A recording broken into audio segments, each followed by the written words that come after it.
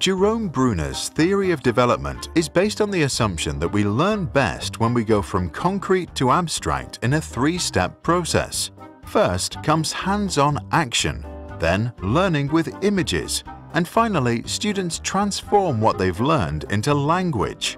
Throughout the experience, we constantly revisit previously learned topics, while teachers provide carefully structured guidance along the way. And it seems to work.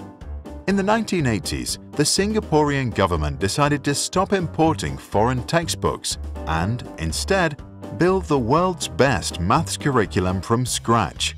Since that time, Singaporeans study fewer concepts with greater detail, following Bruno's guideline. Before we learn how well this worked out, let's go through each step of the theory with an example. First, we learn through inactive representation. This happens in hands-on experiences, ideally with real-world applications. To divide 4 by 2, two students learn to cut a cake into 4 slices, so each can eat one now and bring one home later. Step 2 is iconic representation. We now link our memories of the experience to iconic pictures. Students are asked to draw a cake that was cut into 4 pieces. Last comes symbolic representation. We now use the images we internalized earlier and turn them into abstract language, such as mathematical symbols. Using a little bit of retrospection, we can easily solve the problem. This last phase is also called language-based because we are really just learning the right words and symbols to express our thoughts. The actual maths knowledge was acquired much earlier through hands-on experiences.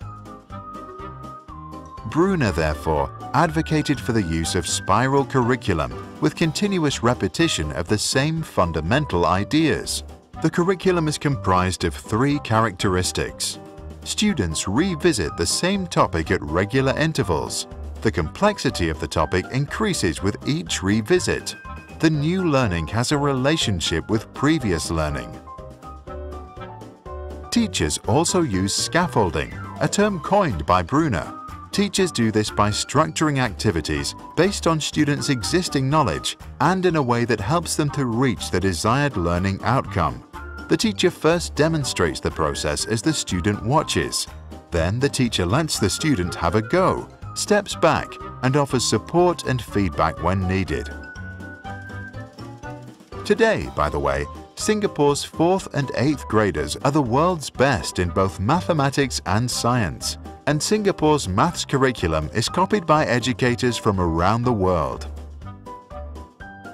Jerome Bruno was born blind in New York City in 1915. At age 2, modern medicine restored his vision. Later, he returned the favor by becoming a pioneer in cognitive development. He believed that any subject can be taught in an intellectually honest form to any child at any stage of development. What do you think about Bruno's theory and his suggestion for better learning?